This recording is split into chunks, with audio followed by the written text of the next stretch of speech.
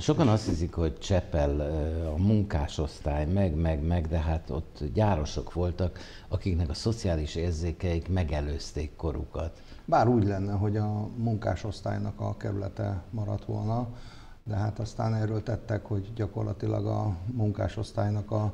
bölcsőjét, a magyar ipar bölcsőjét, azt teljesen szétverték, és azóta se tudjuk igazából ezt összerakni olyanná, amilyenné egyébként